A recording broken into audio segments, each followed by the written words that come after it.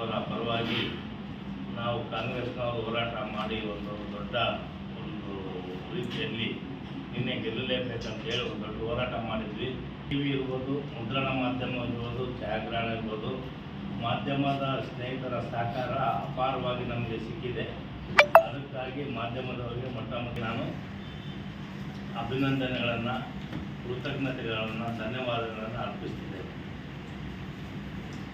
ಜೊತೆಗೆ ಈ ಒಂದು ಪತ್ರಿಕಾಗೋಷ್ಠಿಗೆ ಇಡೀ ನಮ್ಮ ಮಾಧ್ಯಮ, ಮುದ್ರಣ ಮಾಧ್ಯಮ ಇರ್ಬೋದು, ಟಿವಿಯಲ್ಲಿ ತೋರಿಸಿದ್ರಿ ಮತ್ತು ಮುದ್ರಣ ಮಾಧ್ಯಮದಲ್ಲೂ ಹಾಕಿದ್ರಿ.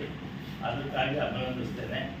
ನಿನ್ನೆ ದಿನ ನಮ್ಮ ಸಂಸದರಾದಂಥ GM ಸಿದ್ದೇಶ್ವರ ಅವರು ಅವರ ಮನೆಯವ್ರ ಮೇಲೆ ಅವ್ರಿಗೆ ನಂಬಿಕೆ ಹೋಗ್ಬಿಟ್ಟಿದೆ. ಹಂಗಾಗಿ ಇಣಿಕ್ ನೋಡ್ತಾರೆ ಯಾರು ಓಟ್ ಹಾಕ್ತಾರೆ ಅಂತ. ಯಾಕಂದರೆ ನಮ್ಮ ಏನು ಗ್ಯಾರಂಟಿಗಳು ಕೊಟ್ಟಿದ್ದೀವಿ ಅವು ಅವ್ರನ್ನೂ ಬಿಟ್ಟಿಲ್ಲ, ಕಾಡ್ತಾ ಇದ್ದಾವೆ ಅಂತ ನಾನು ಭಾವಿಸ್ತೇನೆ. ಕಾಂಗ್ರೆಸ್ ಪಕ್ಷದ ಏನು ಗ್ಯಾರಂಟಿಗಳಿದ್ವು, ಗೃಹಲಕ್ಷ್ಮಿ, ಗೃಹಜ್ಯೋತಿ, ಶಕ್ತಿ, ಯುವಜಯಂತಿ, ಅನ್ನಭಾಗ್ಯ, ಈ 5 ಯೋಜನೆಗಳು ಎಷ್ಟು ಪ್ರಭಾವ ಬೀರಿದವಂದರೆ ಸಂಸದರಿಗೆ ಡೌಟ್ ಆಗಿಬಿಟ್ಟಿದೆ. ನನ್ನ ಹೆಂಡತಿ ಅನ್ನೋರ ಗೃಹಲಕ್ಷ್ಮಿ ಆಸೆ ಬಿದ್ದು ಕಾಂಗ್ರೆಸ್ ಗೊತ್ತಾರೆ ಓಟ್ ಅಂತೇಳಿ ಬಕ್ಕಿ ನೋಡ್ತಾರೆ. ವಾಪಸ್ ಹೋಗಿರೋರು ಮತ್ತೆ ಅನುಮಾನ ಪಟ್ಟು ವಾಪಸ್ ಬಂದು ಅಲ್ಲಿ ಓಟ್ ಹಾಕ್ತಾರೆ. ಇದು ನಾನು ಹೇಳ್ತೀನಿ, ನೋಡೋದಕ್ಕೆ ನಮಗಿದು ಸಮಸ್ಯೆ ಕಾಣುತ್ತೆ. ಆದರೆ ಈ ಚುನಾವಣೆ ಪಾವಿತ್ರ್ಯಗೆ ಅವ್ರು ಭಂಗ ತಂದಿದ್ದಾರೆ.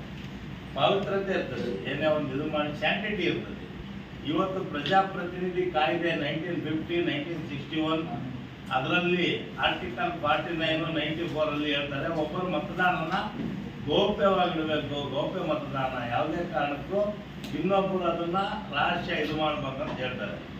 ಆದರೆ ಅವರು ನಿನ್ನೆ ದಿನ ವಾಪಸ್ ಹೋಗಿರೋರು ಬಂದು ನಿಂತ್ಕೊಂಡು ಅವರೇ ಓಟ್ ಹಾಕಿರೋ ರೀತಿಯಲ್ಲಿ ಅಲ್ಲಿ ಸಜ್ಜಾಗಿ ಬಂದು ನಿಂತ್ಕೊಂಡು ಅವರು ನೋಡ್ತಾರೆ. ಇದು ಒಂದು ಪ್ರಜಾಪ್ರಭುತ್ವ ವ್ಯವಸ್ಥೆಗೆ ಒಂದು ಧಕ್ಕೆ ಬರ್ತಕ್ಕಂಥದ್ದು, ಒಬ್ಬರ ಹಕ್ಕಿಗೆ ಚ್ಯುತಿ ಬರ್ತಕ್ಕಂಥದ್ದು.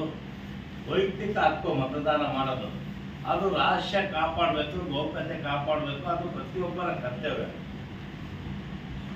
ಇವ್ರಿಗೇನಾಗ್ಬಿಟ್ಟಿದೆಪ್ಪ ಅಂದರೆ ನಮ್ಮ ಸಂಸದರು ಒಂದು 20 ವರ್ಷದ ಕೆಳಗಡೆ ಆರಾಮಾಗಿ ಅಡಿಕೆ ವ್ಯಾಪಾರ ಮಾಡ್ಕೊಂಡಿದ್ರು. ಅವ್ರಿಗೇನು ಅನಾಯಾಸವಾಗಿ ಅವ್ರ ಅಪ್ಪ ತೀರ್ಕೊಂಡ್ರು, ಸಿಂಪತಿ ಮೇಲೆ ಒಂದು ಸಾರಿ ಗೆದ್ದು ಬಿಟ್ರು. ಆ ನಂತರ 9ರಲ್ಲಿ ನಮ್ಮ ಒಂದು ನಿರ್ಲಕ್ಷ್ಯದಿಂದ 2001ರಲ್ಲಿ ಗೆದ್ದರು.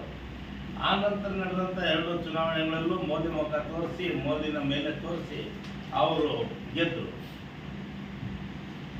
ಜೊತೆಗೆ ಅವರಿಗೆ ಮತ್ತೆ ಮಂತ್ರಿ ಸ್ಥಾನವನ್ನು ಕೊಟ್ಟಿದ್ರು. ವಿಮಾನಯಾನ ಮತ್ತು ಭಾರಿ ಕೈಗಾರಿಕೆ, ಮಧ್ಯಮ ಕೈಗಾರಿಕೆ